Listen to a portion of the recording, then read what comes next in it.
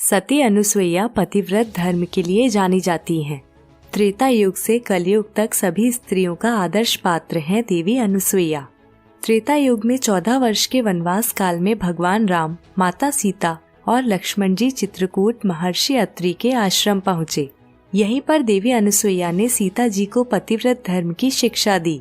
नमस्कार दोस्तों, इस YouTube चैनल पर आपका स्वागत है।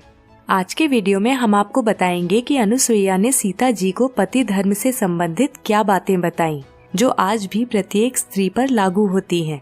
इससे पहले आइए जानते हैं कि सती अनुसुईया कौन थीं। ब्रह्मा जी के मानस पुत्रों में से एक महर्षि अत्रि थे। अत्रि परम तपस्वी और महाज्ञानी थे। देवी अनुसुईया महर्षि अत्रि की ही पत्नी थी। अपने सेवा भाव और समर्पण से उन्होंने अत्रि मुनि का हृदय जीत लिया था। अनुसुईया प्रजापति दक्ष की 24 पुत्रियों में से एक थी। एक बार उन्होंने अपने भक्ति भाव और तपस्या से त्रिदेव ब्रह्मा, विष्णु और महेश को प्रसन्न किया था। दरअसल लक्ष्मी जी, सरस्वती जी और सती जी को अपने पतिव्रत होने पर अभिमान था। तब इन तीनों देवियों के अभिमान को नष्ट करने के लिए नारद जी ने एक लीला रची। उन्होंने तीनों देवियों से कहा कि मैं अभी चित्रकूट महर्षि अत्रि के आश्रम पहुंचा और वहां देवी अनुसुईया के पातिव्रत्य को देख मैं बहुत अचंभित हुआ। उनके जैसी पतिव्रता संपूर्ण सृष्टि में कोई नहीं है। यह सुन तीनों देवियां आश्चर्यचकित हुईं और उन्हें सती अनुसुईया से ईर्ष्या हुई। तीनों देवियों ने ब्रह्मा, विष्णु और महेश को अनुसुईया के सतीत्व की परीक्षा लेने के लिए भेजा। त्रिदेव मुनियों के वेश में चित्रकूट महर्षि अत्रि के आश्रम पहुँचे। ऋषि के आश्रम में न होने के कारण अनुसुईया स्वयं उनके स्वागत सत्कार के लिए आगे बढ़ी, परंतु त्रिदेव ने अस्वीकार कर दिया। तब देवी ने पूछा कि हे मुनिवर, मुझसे ऐसा कौन सा अपराध हुआ है कि आप मेरे सत्कार को स्वीकार नहीं कर रहे।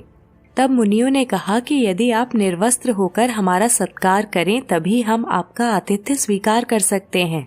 अनुसुईया यह सुनकर संकट में पड़ गई और उन्होंने कहा कि मैं निर्वस्त्र होकर आपका सत्कार अवश्य करूंगी, और यदि मैं वास्तव में एक सच्ची पतिव्रता हूँ और मैंने अपने जीवन में कभी भी गलत भाव से अपने पति के अतिरिक्त पर पुरुष के विषय में विचार नहीं किया हो, तो आप तीनों 6 माह के शिशु बन जाएं। भगवान अपने भक्तों की परीक्षा लेने और उनका यश बढ़ाने के लिए विभिन्न लीलाएं करते हैं। यह भी उनकी लीला ही थी, जिसके परिणाम स्वरूप त्रिदेव 6 माह के शिशुओं में परिवर्तित हो गए और अनुसुईया ने तीनों को स्तनपान कराया। तब लक्ष्मी, सती और सरस्वती तीनों देवियां चित्रकूट पहुंची और अनुसुईया का गुणगान करते हुए उनकी बहुत प्रशंसा की। उन्होंने कहा, आप हमें क्षमा करें और हमारे पतियों को उनका रूप प्रदान करें। अपना परिचय देते हुए देवियों ने बताया कि मुनियों के वेश में स्वयं ब्रह्मा, विष्णु एवं महेश हैं। यह सुनकर अनुसुईया का मन द्रवित हो उठा। तब उन्होंने शिशुओं पर जल प्रोक्षण किया और तीनों अपने अपने रूपों में प्रकट हुए और इस प्रकार अनुसुईया ने अपने सतीत्व की परीक्षा दी। भगवान राम के 14 वर्ष के वनवास के दौरान अनुसुईया ने सीता जी को बताया कि एक आदर्श पत्नी का अपने पति के लिए कैसा व्यवहार होना चाहिए और पत्नी को गृहस्थ जीवन किस प्रकार व्यतीत करना चाहिए। तो आइए जानते हैं अनुसुईया जी ने सीता जी को क्या शिक्षा दी। वनवास के अंतराल में एक समय ऐसा आया जब सीता जी की साड़ी फट गई थी और वो जानती थी कि राम जी नहीं जा सकते। जब सीता जी चित्रकूट महर्षि अत्रि के आश्रम पहुंची, तब अनुसुईया ने सीता जी को वस्त्र धारण करने के लिए दिए और साथ ही सीता के पति के प्रति भाव को लेकर उनकी प्रशंसा की।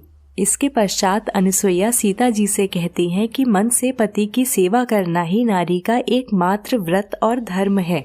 पति अपनी पत्नी को जिस रूप में रखे उसे वैसे ही रहना चाहिए।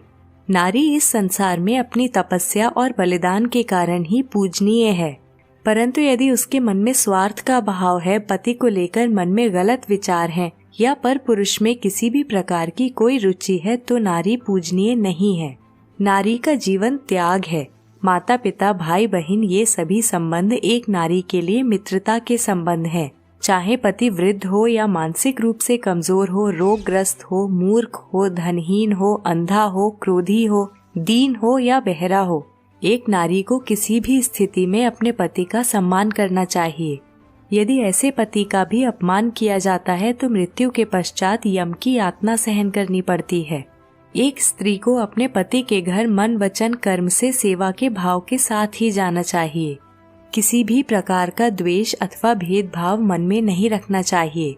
एक स्त्री का दायित्व है अपने परिवार को जोड़कर रखना। स्त्री के मन में सदैव यह भाव होना चाहिए कि वो जिस जगह भी जाए, भाग्य में जितना सुख दुख लिखा है वो सहन करना ही पड़ेगा। इसलिए किसी को भी दोष नहीं देना चाहिए। कष्टों को भोगने से ही कष्ट कम होते हैं। अनुसुईया जी कहती हैं कि हे जानकी, मैं यह केवल तुम्हारे लिए नहीं अपितु संपूर्ण संसार के कल्याण के लिए कह रही हूँ। जिस घर में स्त्री प्रसन्न है उस घर में समृद्धि का आगमन निश्चित है।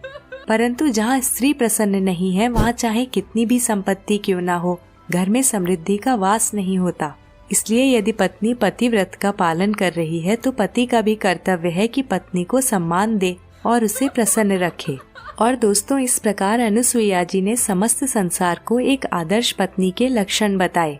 आज की जानकारी हम यहीं समाप्त करेंगे। ते हैं आपसे अगली कड़ी में, तब तक के लिए नमस्कार।